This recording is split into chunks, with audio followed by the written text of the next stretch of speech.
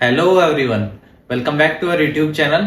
तो कैसे हैं आप सभी अच्छे होंगे, मस्त होंगे, स्वस्थ होंगे। तो हमारी 12th क्लास की मैथ्स की जो क्लास चल रही थी रिलेशन फंक्शन की, उसमें हम मिसलेनियस एक्सरसाइज के क्वेश्चंस कर रहे हैं। तो ये क्वेश्चंस जो है, अगर किसी को दिक्कत हो रही है, इसका मतलब उसने हमारी पुरानी जो पिछली वीडियो है वो नहीं देखी है। तो जाके आप जो प्लेलिस्ट में है पूरी वीडियो, वो सभी को कवर कीजिए, उसके बाद यहाँ से देखिए। तो हम ये पूरा जो चैप्टर है इसको प्रॉपर वे में कवर करेंगे, हर एक क्वेश्चंस को कंप्लीट करके ही हम नेक्स्ट चैप्टर पे चलेंगे। तो आइए आज की क्लास को स्टार्ट करते हैं। उससे पहले जो भी चैनल पे नए हैं, चैनल को सब्सक्राइब करें। अगर वीडियो अच्छी लगती है, क्लासें अच्छी लगती है तो शेयर करें, सब्सक्राइब भी करें और लाइक करें वीडियो को।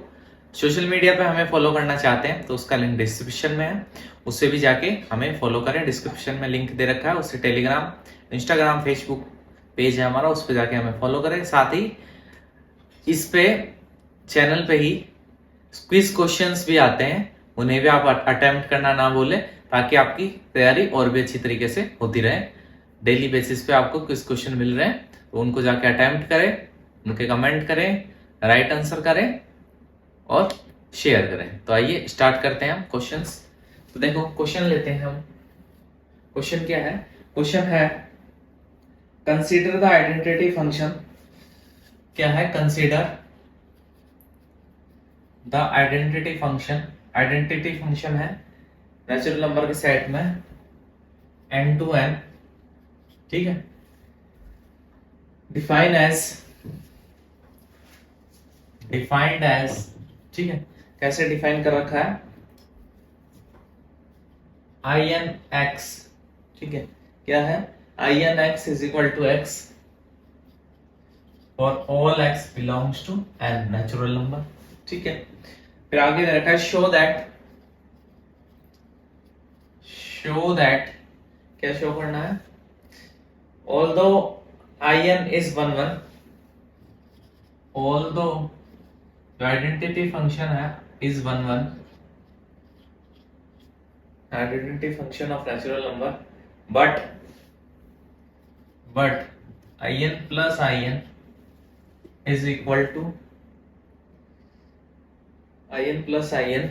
तो उसमें कौन सा सेट है? ये भी in प्लस in जो है, ये भी natural number to natural number. Domain natural number है, कोडोमेन भी नेचुरल नंबर है। डिफाइंड एज, इसको कैसे डिफाइन करते हैं? इसको डिफाइन करते हैं in plus in x will be equal to in x plus in x, ठीक है। और गिवन है is equal to x plus x is equal to 2x, ठीक है। ऐसा क्वेश्चन में गिवन है इज नॉट ऑन टू, ठीक है। क्वेश्चन में हमें दे रखा है कंसीडर, ये हमें क्या दे रखा है? फंक्शन दे रखा है, ठीक है। ये natural number to natural number का फंक्शन है, वो गिवन है। आइडेंटिटी फंक्शन है वो is equal to x. Identity function में क्या होता है? एक्स रखेंगे तो एक्स ही मिल जाएगा हमें। सेम जो है जो हम एलिमेंट रखेंगे, मतलब जो हम कोडोमेन का एलिमेंट लेंगे उसकी वही सेम इमेज हमें कोडोमेन में मिल जाएगी। शो करना है कि in जो है वो 1 1 फंक्शन है, आइडेंटिटी फंक्शन जो है वो 1 1 है, लेकिन जब इन दोनों का एडिशन करते हैं वही natural number to natural number के सेट में, तो वो क्या है? वो 2x आ रहा है, वो क्या है? ऑन टू फंक्शन नहीं है। ये हमें क्या करना है? शो करना है, ठीक है। यहां तक समझ में आ गया होगा आपको। तो आइए, सॉरी ये 1 1 नहीं है, ये ऑन टू है। although in जो है वो ऑन टू फंक्शन है, लेकिन जो in प्लस in जो है वो ऑन टू फंक्शन नहीं है, तो हमें ये प्रूव करना है। तो सबसे पहले अब मैं बताता हूं असल में ऑन टू का मतलब क्या होता है, ठीक है, वो समझते हैं। तो देखो क्या मतलब होता है। देखो ऐसे दो डायग्राम, इस डायग्राम से इजीली समझ में आ जाएगा।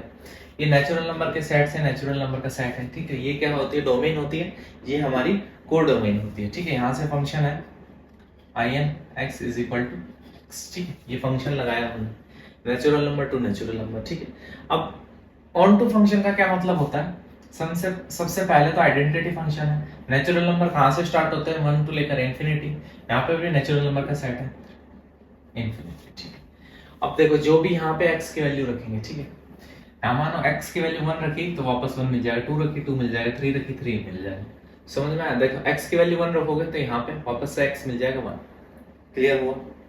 यहाँ पर 2 रखोगे 2 मिल जाएगा, 3 रखोगे 3। तो आइडेंटिटी फंक्शन हो गया। तो देखो हर एक कोडोमेन का जो भी एलिमेंट है उसकी प्री इमेज जो है वो डोमेन में अवेलेबल है। समझ में आ गया हो? तो ये क्या है? Onto. ये चीज आपको समझ में आ गई होगी कि ये शो करना I N is onto, तो शो कर दिया आई एन ऑन टू। क्यों ऑन टू है? कि यहाँ पे आप लेट करके और इसको इजीली प्रूव भी कर सकते हो। कैसे?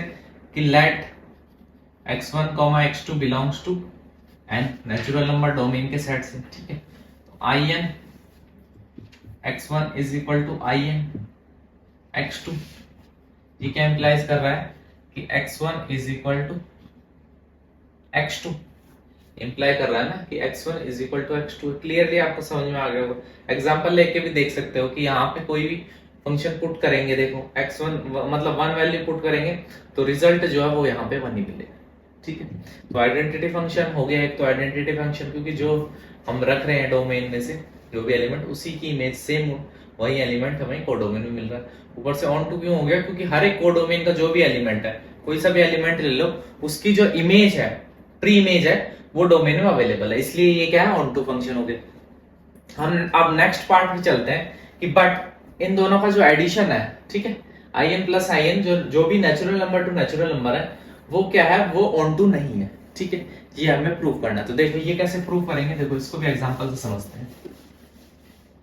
देखिए एग्जांपल से समझते हैं इसको भी। देखो ये वापस से ऐसा डायग्राम बनाया। ठीक है, ये भी नेचुरल नंबर का सेट है, कंटिन्यू ऐसे ही चलेगा।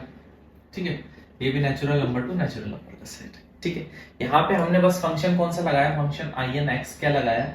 Is equal to 2x। ठीक है, फंक्शन हमने लगाया कि आइडेंटिटी फंक्शन लगाया I N X plus I N X is equal to 2x। ठीक है, ये लगाया हमने। तो यहां से देखो इसकी इमेज आएगी कोई ना कोई। ठीक है, तो देखो फिर इसको कैसे सॉल्व करें हम?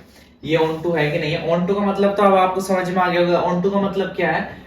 कोडोमेन का हर एक एलिमेंट की प्री इमेज होनी चाहिए डोमेन में। ठीक है, तभी वो फंक्शन कैसा होगा? ऑन टू फंक्शन होगा। ठीक है, तो देखो यहां से 2x में ऑन टू में हम एक चीज ये भी तो करते हैं, लेट क्या y is equal to 2x।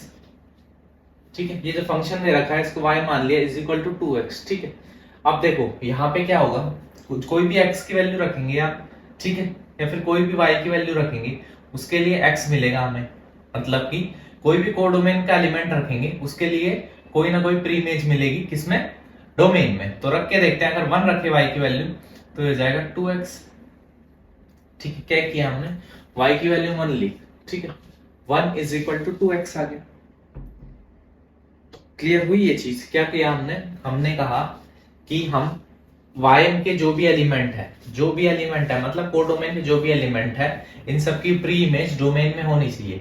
तो हमने क्या किया? y की वैल्यू रखी 1 रखी, तो x की वैल्यू यहां से आ गई 1/2। ठीक है, वो क्या नेचुरल नंबर है? नहीं, नेचुरल नंबर तो 1 से स्टार्ट होता है, 1/2 नेचुरल नंबर नहीं है, मतलब a की कोई भी प्री इमेज नहीं है। फिर उसके बाद हमने देखा y is equal to 2x। आप y की वैल्यू 3 रखें तो 3 इज इक्वल टू 2x, तो x की वैल्यू आ गई 3/2। अब देखो ये दोनों सेट जो है नेचुरल नंबर और नेचुरल नंबर के, इसमें फ्रैक्शन में तो कोई एलिमेंट आ ही नहीं सकता, लेकिन देखो प्री इमेज जो आ रही है वो फ्रैक्शन में आ रही है। मतलब ये जो 1 3 ये जो एलिमेंट है इनकी कोई भी प्री इमेज जो है वो डोमेन में एग्जिस्ट ही नहीं करती। डोमेन में एग्जिस्ट नहीं करती ना। देखो हम ऐसे लिखेंगे 3, ठीक है, इन codomain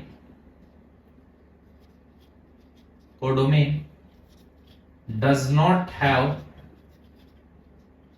pre-image in domain, that is 3/2, because domain is set of natural number। जो डोमेन है वो कैसा सेट है? नेचुरल नंबर का। तो 3/2 इज नॉट नेचुरल नंबर। जो 3/2 क्या है? एक नेचुरल नंबर नहीं है, इसलिए क्या है? ये ऑन टू नहीं है, देयरफॉर नॉट ऑन। ये जो है देयरफॉर नॉट ऑन। क्लियर होगी ये चीज, ये ऑन टू फंक्शन नहीं है। समझ में आ गया आपको, आ गया होगा आपको कि ये जो चीज है ये ऑन टू क्यों नहीं है। ठीक है, अब हम नेक्स्ट क्वेश्चन पे चलते हैं। जो नेक्स्ट अगला क्वेश्चन है वो हमें क्या कह रहा है वो समझते हैं और उसको करते हैं। ये क्वेश्चन आपको क्लियर हो गया होगा, देखते हैं। देखो अगला क्वेश्चन क्या है। अगला क्वेश्चन है कंसिडर अ फंक्शन, एक फंक्शन दे रखा है, जो दे रखा है 0 to π/2। ठीक है, 0 to π/2 टू r, कोई फंक्शन दे रखा है हमें 0 to π/2, उसकी डोमेन है और जो को डोमेन है वो है रियल नंबर की। ठीक है, गिवन बाय, उसको कैसे देते हैं इस फंक्शन को, is given by f(x) is equal to क्या, उस फंक्शन को हम डिनोट करते हैं f(x) is equal to sin x। ठीक है, एंड अ फंक्शन g, कोई फंक्शन g दे रखा है। ठीक है, जिसकी डोमेन जो है वो भी है 0 से π/2। ठीक है, और को डोमेन भी क्या है, रियल नंबर। क्लियर, उसके बाद गिवन बाय, अब इस फंक्शन को कैसे डिनोट करते हैं, gx is equal to cos x। ठीक है, देखो एक f फंक्शन है, वो जो है उसके डोमेन ये है और ये कोडोमेन है, उसको ऐसे डिनोट करते हैं f(x) is equal to sin x। एक g फंक्शन है, ठीक है, जो डिनोट किया जाता है इस डोमेन से, इसकी कोडोमेन हो गई, ये गिवन बाय दिस। ठीक है, ये क्वेश्चन में गिवन है। तो हमें क्वेश्चन में क्या आ रहा है, show that f and g, जो ये दो फंक्शन है f एंड g, ठीक है, R11 शो करना है कि जो f एंड g है वो कैसे फंक्शन है, 1-1 फंक्शन है, बट लेकिन f plus g is not 1-1, लेकिन जो इन दोनों का एडिशन होगा f प्लस g का वो कैसा होगा, वो 1-1 नहीं होगा। ये हमें क्या करना है, प्रूफ करना है, शो करना है। ठीक है, ये कंसेप्ट हमें बताना है। तो देखो इसको कैसे बताएंगे, इसका सोल्यूशन लेते हैं। ठीक है, सबसे पहले हम ये f फंक्शन की बात करते हैं। ठीक है, तो देखो f फंक्शन है तो ये एक तो होगी, इसकी डोमेन एक होगी को डोमेन। देखो अब डोमेन जो है वो 0 से लेकर π/2 तक है। ठीक है, और ये यहाँ पे क्या है, सारे रियल नंबर है, -∞ से +∞। ठीक है, सारे रियल नंबर आ जाते हैं। अब देखो 0 से π/2 मतलब कौन सा क्वाड्रेंट की बात हो रही है, फर्स्ट क्वाड्रेंट की। ठीक है, पहला क्वाड्रेंट देखो। ठीक है, ये आपने पढ़ा होगा, all positive, sine positive, tan positive, cos positive. तो ये फर्स्ट क्वाड्रेंट की बात हो रही है, क्योंकि यहाँ 0 से π/2। ठीक है, ये सब आपको पता होगा। क्लियर, तो यहाँ से 0 से π/2 तो हो गई इसकी क्या, डोमेन, और रियल नंबर जो है वो क्या है, इसकी कोडोमेन हो गई। यहाँ तक चीजें क्लियर हो गई, समझ में आ गई होगी। फिर हमने फंक्शन लगाया, क्या लगाया, f(x) is equal to sin x। Function लगाया f(x) is equal to sin x। अब हमें बताना है ये 1-1 है। 1-1 का क्या मतलब है कि जो भी एलिमेंट है डोमेन के, उन सब की एक ही इमेज होगी कोडोमेन।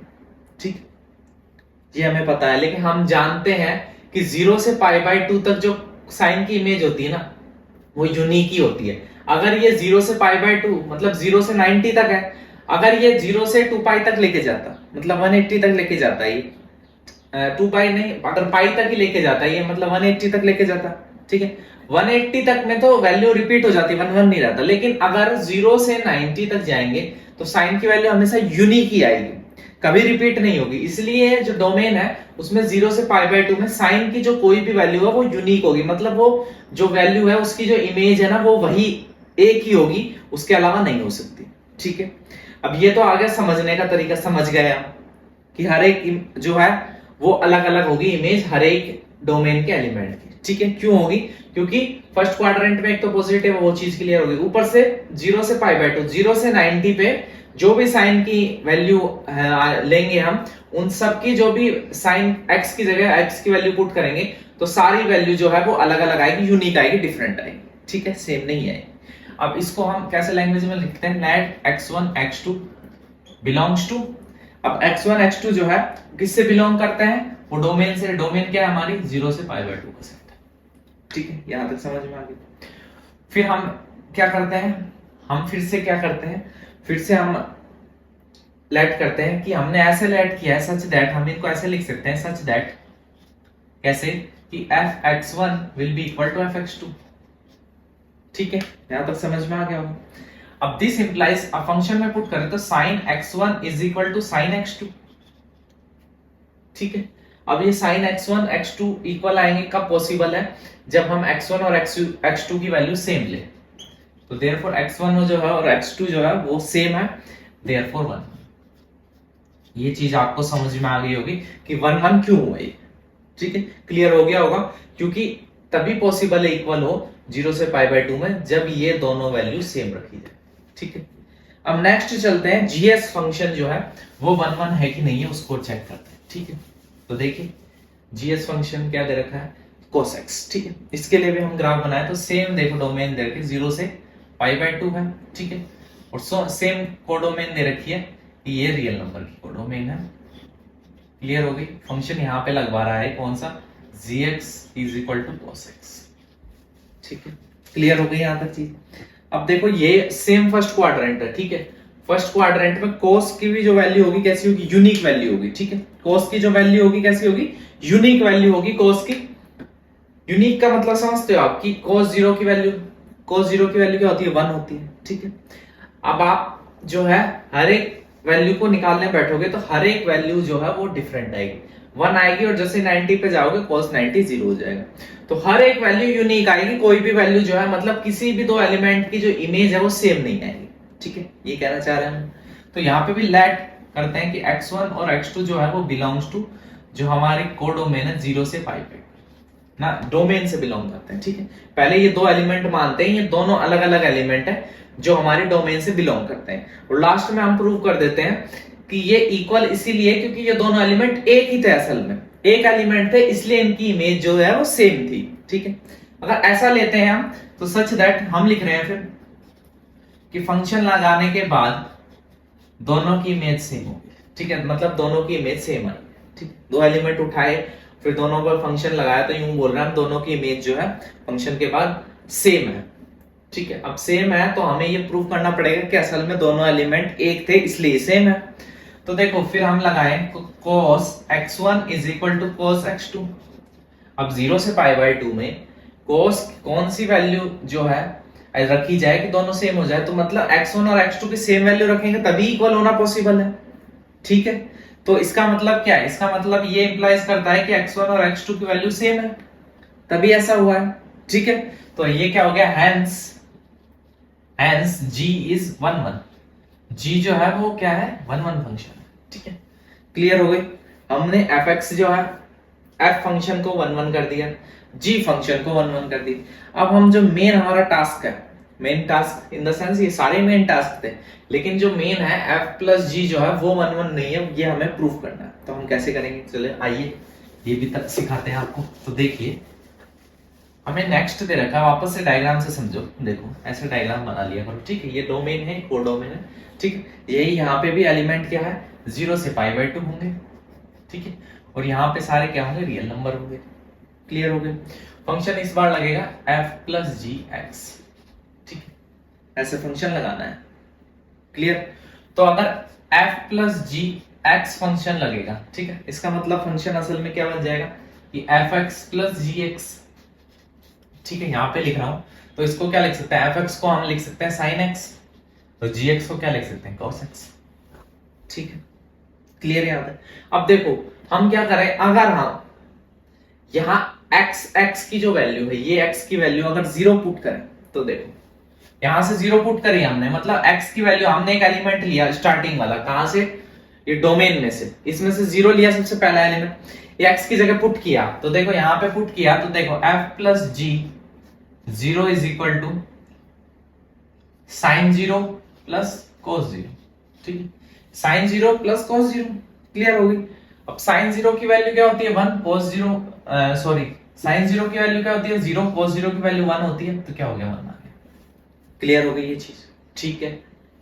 अब ऐसे ही अगर हम निकालें f + g π/2, ठीक, f + g π/2। अब ये देखो π/2 असल में क्या होता है, ये आपको क्लियर होना चाहिए कि पाई जो होता है 180 होता है, π/2 क्या हो जाएगा उसका हाफ 90 डिग्री, ठीक।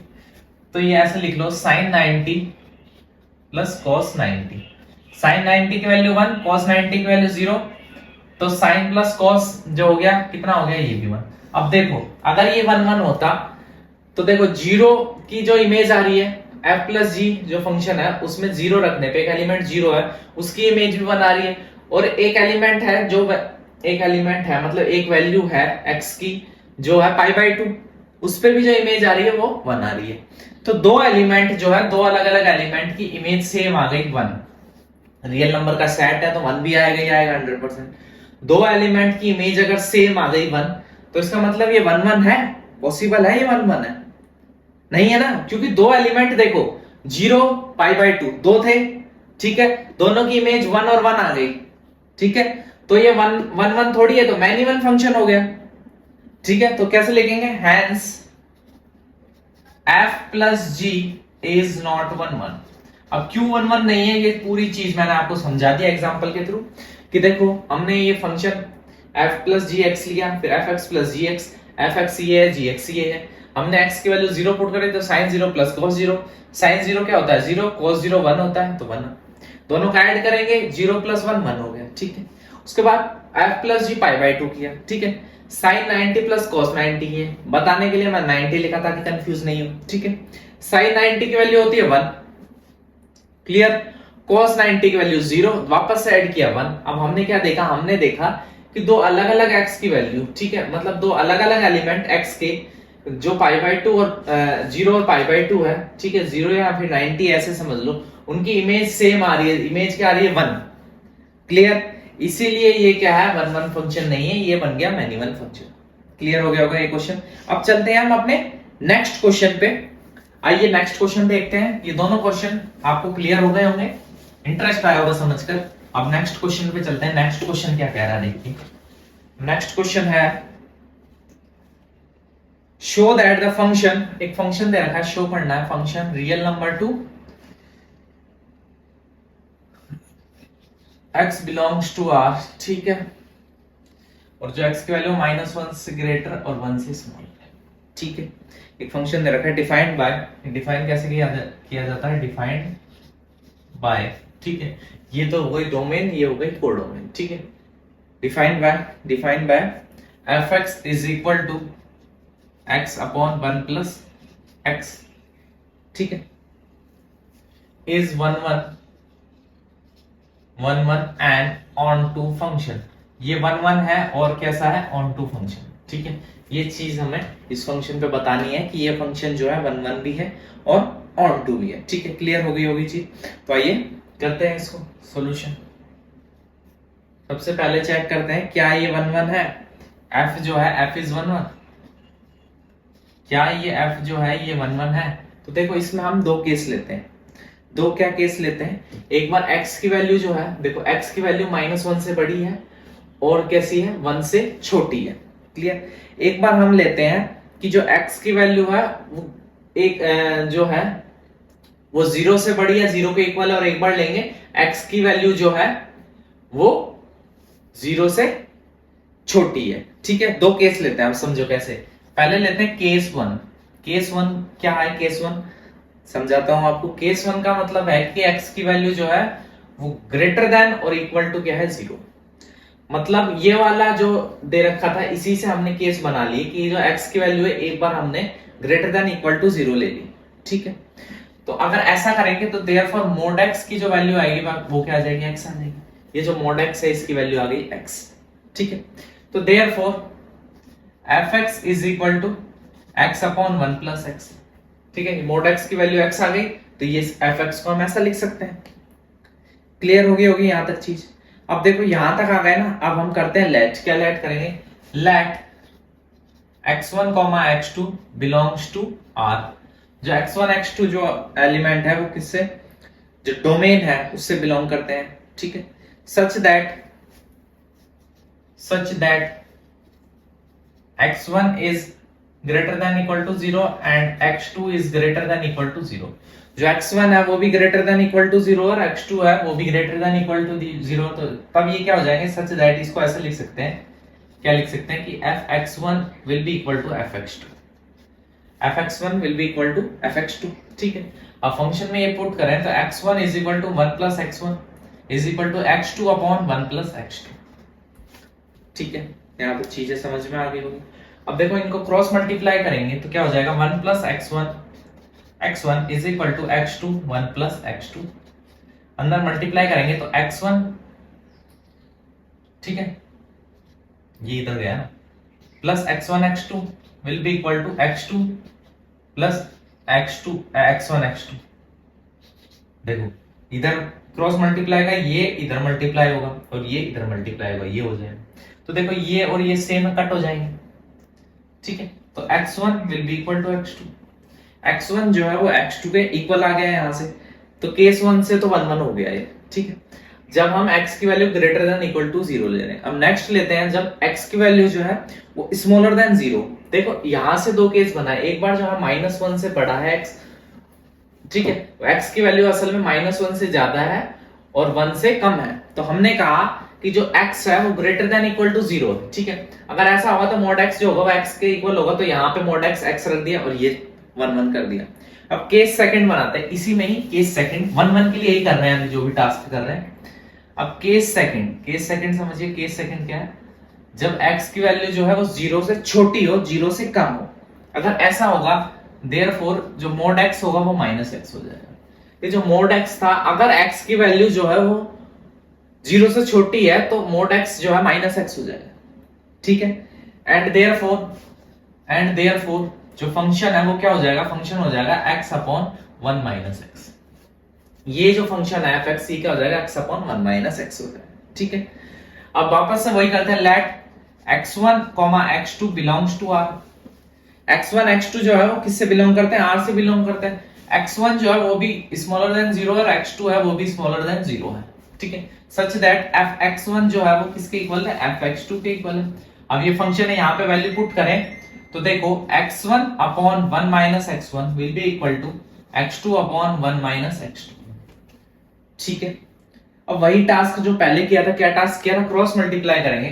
तो क्रॉस मल्टीप्लाई देखो, x1 1 minus x2 will be equal to x2 1 minus x1, ठीक है। मल्टीप्लाई करेंगे तो x1 minus x1 x2 will be equal to x2 minus x1 x2। देखो इधर इसको इधर लेके जाएंगे, इसको इधर लाएंगे तो ये माइनस का इधर आके प्लस का हो जाएगा, ये माइनस का उधर प्लस कट ही हो गया, तो x1 is equal to x2 हो गया।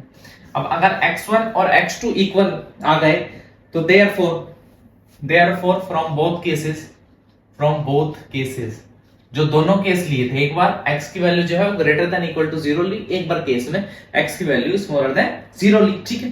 दोनों केसों से क्या हुआ, fx1 जो है वो किसके इक्वल है, fx2 पे, और उसने इंप्लाइज किया कि x1 जो है वो इक्वल टू x2 के, देयरफॉर f इज 1 1।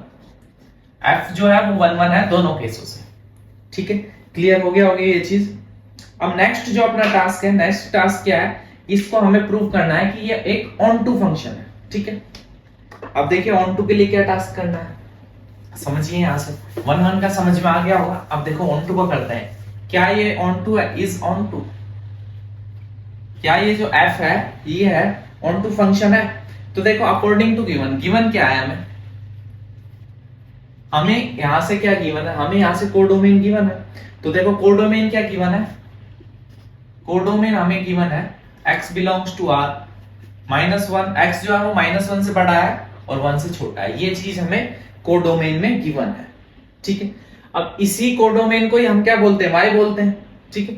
तो हम इसको ऐसे लिख सकते हैं, क्या लिख सकते हैं कि y बिलोंग्स टू r, ठीक है, -1। ये हमने क्यों लिखा है, ये क्यों लिखा है ये, क्योंकि देखो समझो, ये चीज हमने लिख दी, यहाँ पे क्या किया हमने, x की जगह y पुट कर दिया, ठीक है। ये क्यों लिखा, क्योंकि y कोई भी एक एलिमेंट है किसका, कोडोमेन का, ठीक है। हम यही तो मानते हैं। तो यहां से हम जर्नल क्या कर सकते हैं, जर्नली जो असल में कोडोमेन है वो ओपन इंटरवल -1 से लेकर 1 तक। यहां से हमने ये कहा, क्या कहा, देखो लिख लो, since y is element of codomain. हम यही तो मानते हैं ना ऑन टू करने के लिए कि y कोई एलिमेंट है, ठीक है, जिसकी प्री इमेज x में हो। तो हमने यही किया कि y कोई एलिमेंट है, ठीक है, उसकी भी क्या है, कोडोमेन की, हमें ये दे रखी रेंज, ये रेंज में है। तो हम यहाँ रेंज से ये कह सकते हैं कि जो वैल्यू है वो -1 और 1 के बीच में वेरी करेगी, और ओपन इंटरवल मतलब ये दोनों इंक्लूड नहीं है, -1 और 1, ठीक है, इसका मतलब ये है। और हमने ये y क्यों लिखा, क्योंकि y जो है वो कोई भी एक एलिमेंट है किसका, कोडोमेन का, ठीक है, क्लियर हो गई होगी। अब हम रेंज पे चलते हैं कि हमें रेंज फाइंड आउट करनी है। अब ये तो आपको समझ में आ गया कोडोमेन का कंसेप्ट। अब हम अगर रेंज और कोडोमेन को सेम प्रूव कर दे, इक्वल, कि जो भी कोडोमेन का एलिमेंट है सारे रेंज में इंक्लूड है, तो ऑन टू प्रूफ हो जाएगा। तो अब हम चलते हैं इस क्वेश्चन में, रेंज फाइंड आउट करते हैं कि क्या फाइंड करते हैं, find range of F x. F x की अगर एक बार रेंज पता चल जाए, हमने अभी एफ एक्स का निकाल लिया कि इसका कोडोमेन क्या है, ठीक है, अब हम ये निकाल ले इसकी रेंज क्या है, तो हमारा काम हो जाएगा सिंपल, ठीक है। अब रेंज कैसे निकालेंगे, अगर हम माने फॉर x की वैल्यू जो ग्रेटर देन और इक्वल टू 0 है, इसके लिए रेंज, इसके लिए फंक्शन क्या है असल में, fx is equal to 1/1 plus x, ठीक है। जब x की value greater than equal to 0 तो fx क्या है, 1/1 प्लस x, ठीक है, क्लियर। तो यहां से हम क्या जानते हैं, वी नो दैट, हम जानते हैं, क्या जानते हैं, वी नो दैट जब भी x की value greater than equal to 0 होगी, जब भी x की वैल्यू जो है ग्रेटर देन इक्वल टू 0 होगी, कहां, ये x की value greater than equal to 0, ठीक है, सॉरी ये x है, ठीक है, ये x की वैल्यू जब भी ग्रेटर देन इक्वल टू 0, ठीक है, तो ऐसा होगा, तो क्या होगा, ये जो ऊपर वाला x है, मतलब जो न्यूमरेटर है वो हमेशा छोटा होगा किससे, डिनोमिनेटर से। क्यों छोटा होगा जी, देखो अगर x की वैल्यू हम मानो 0 भी पुट करें तो 0 यहाँ पे ऊपर आ जाएगा 0, यहाँ पे 1 प्लस 0, तो यहाँ पे तो 1 है, तो डिनोमिनेटर न्यूमरेटर से बड़ा है कि नहीं है। मानो x की वैल्यू 1 पुट करी, ठीक है, तो ये 1/1 प्लस 1 तो कितना हो जाएगा, 1/2। तो जो x है ऊपर वाला ये छोटा नहीं होगा 1 प्लस x से। यहां से क्या कहना चाह रहे हैं, numerator is smaller than denominator. Clear हो गया होगी, ये चीज समझ में आ गई होगी आपको, ठीक है। अब नेक्स्ट क्या चीज करेंगे, डिवाइडिंग। डिवाइडिंग ये जो है, जो ये इक्वेशन है, इसको डिवाइडिंग बाय 1 प्लस एक्स करें तो, डिवाइडिंग बाय 1 प्लस एक्स, अगर 1 प्लस एक्स से डिवाइड करेंगे, ठीक है, तो क्या हो जाएगा, ये हो जाएगा x/1 प्लस एक्स, ठीक है। देखो अगर डिवाइडिंग बाय 1 प्लस एक्स, अगर 1 प्लस एक्स से इसको डिवाइड कर दें हम, ठीक है, तो क्या होगा, x/1 प्लस एक्स जो है वो स्मॉलर देन 1 हो जाएगा। देखो हमने क्या किया, हमने इसको डिवाइड कर दिया 1 प्लस एक्स से, 1 प्लस एक्स से 1 प्लस एक्स कैंसिल, x की वैल्यू जो है वो स्मॉलर देन 1 हो जाएगी, ठीक है। दैट इज fx की जो वैल्यू है वो भी स्मॉलर देन 1 हो जाएगी, फंक्शन की वैल्यू भी स्मॉलर देन 1 हो जाएगी, ठीक है, चीज क्लियर हो गई। अब नेक्स्ट हम चलते हैं, जब x की वैल्यू क्या हो, स्मॉलर देन 0 हो, ठीक है, एक बार तो अभी हमने करा x की value greater than equal to 0 हो, अब वही वापस हम क्या कर रहे हैं, हम कह रहे हैं जब x की वैल्यू जो है ग्रेटर देन इक्वल, जो है x की value greater than equal to 0, ये वाला केस था, हम सेकंड केस ले रहे हैं इसमें भी, जब x की वैल्यू स्मॉलर देन 0, तो ये चीज भी आप समझो ये क्या कहना चाह रहा हूं मैं। देखो for x is smaller than 0, x की वैल्यू जो स्मॉलर देन 0, तो हमने अभी अभी देखा fx की वैल्यू क्या हो जाएगी, x/1 माइनस x, ठीक है। हम जानते हैं, हम क्या जानते हैं, वी नो दैट अगर x की वैल्यू स्मॉलर देन 0, अगर x की वैल्यू स्मॉलर देन 0 रख देंगे, तो यहां से x जो है वो ग्रेटर देन हो जाएगा 1 माइनस x। क्यों हो जाएगा, क्योंकि देखो 1 में से कुछ भी माइनस करेंगे, ठीक है, 1 में से कुछ माइनस करना है, ठीक है, और यहां जो है वो क्या है, स्मॉलर देन 0 है, ठीक है। तो ये इस बार क्या होगा, इस बार हमारा न्यूमरेटर डिनोमिनेटर से बड़ा हो जाएगा, क्योंकि देखो हम यहां से क्या करेंगे, कुछ ना कुछ चीज जो है माइनस होगी, इस डिनोमिनेटर में से कुछ ना कुछ माइनस होगा, तो डिनोमिनेटर जो है वो न्यूमरेटर से छोटा हो जाएगा इस वाले केस में। ये चीज समझ में आ गई होगी आपको, मैं क्या कहना चाह रहा हूं आपको, ठीक है। तो यहां से क्या है, therefore 1 minus x is more negative,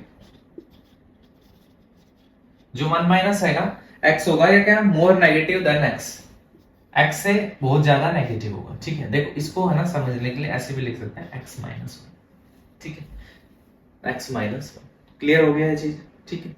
तो देखो यहां भी ऐसे लिख लो, x minus 1 is more negative than x, x से बहुत ज्यादा नेगेटिव होगा x माइनस 1, ठीक है।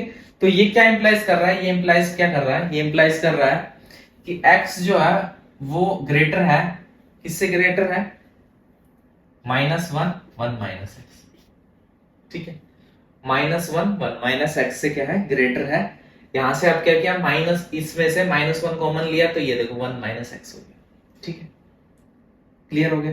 अब dividing both side by, dividing both side by, दोनों साइड को डिवाइड कर देंगे 1 माइनस एक्स से। Dividing both side by 1 minus x, तो देखो क्या हो जाएगा, x upon 1 minus x is greater then -1। दोनों तरफ डिवाइड किया तो इस तरफ हो जाएगा x अपॉन 1 माइनस एक्स, और इधर डिवाइड होकर कट जाएगा, -1 बच जाएगा। ठीक है, तो हमने यहां से क्या पता चला कि दैट इज, जो फंक्शन है वो ग्रेटर देन है -1। फंक्शन जो यहां से फंक्शन, इस दूसरे केस से फंक्शन जो होगा क्या होगा, ग्रेटर देन -1 है। दैट इज कि -1 जो है, -1 से क्या है, -1 से हमारा फंक्शन जो है वो क्या है, बड़ा है। ऐसे लिख दो, वैसे लिख दो, दोनों की चीज एक ही है, लिखने का तरीका अलग है। तो हम क्या कह सकते हैं, पहले वाले केस से तो हमने निकाला था जो फंक्शन है वो क्या है, 1 से छोटा है, और दूसरे वाले केस से निकाल दिया जो फंक्शन है वो है -1 से बड़ा है। क्लियर हो गई। तो हमारी रेंज क्या आ गई, हमारी रेंज आ गई, यहां से रेंज आ गई कि -1, 1। जो हमारी कोडोमेन थी वो क्या थी, ओपन इंटरवल -1 to 1, और हमारी रेंज क्या आ गई, -1 to 1, सेम आ गई। तो यहां से क्या पता चलता है, यहां से हमें पता चलता है कि जो रेंज सेट है वो किसके इक्वल है, वो हूबहू किसके इक्वल है, कोडोमेन के इक्वल है। अगर रेंज सेट के जो भी एलिमेंट है वो कोडोमेन में इंक्लूड है, या फिर कोडोमेन के जितने भी एलिमेंट है वो रेंज सेट में है, इसका मतलब क्या है, therefore f is onto, जो f फंक्शन है वो ऑन टू है। ठीक है, समझ में आ गया होगा यहां तक। ठीक है, और अगर ये ऑन टू है, therefore f is 1 1 onto, क्योंकि 1 1 हमने दो केस लेके पहले प्रूव किया, और ऑन टू अब हमने दोनों केस लेके प्रूव कर दिया। क्वेश्चन आप समझ गए होंगे, इजीली समझ में आ गया होगा पूरा। आपको एक एक आराम से एक एक चीज को 2 3 बार समझाया, ताकि क्वेश्चन में कोई भी दिक्कत ना हो। ठीक है, तो वीडियो कैसी लगी हमें कमेंट सेक्शन में जरूर बताएं। अगर वीडियो अच्छी लगती है आपको हमारी, तो चैनल को सब्सक्राइब करना ना भूलें, वीडियो को लाइक करना भी ना भूलें, और ज्यादा से ज्यादा वीडियो को शेयर करें अपने जिस भी ग्रुप में आप लिंक है उसमें। साथ ही जो क्विज है वो आपके लिए स्टार्ट हो चुकी है, क्विज को जरूर अटेम्प्ट करें, क्विज के क्वेश्चंस दे, कमेंट भी करें क्विज में, ज्यादा से ज्यादा पार्टिसिपेट करें। मिलते हैं ऐसी एक अच्छी नई वीडियो के साथ नेक्स्ट क्लास में। तब तक के लिए सोशल मीडिया पे हमें फॉलो करते रहे, हमारी वीडियो देखते रहे, चैनल को सब्सक्राइब करते रहे, करवाते रहे। Bye, take care, love you all.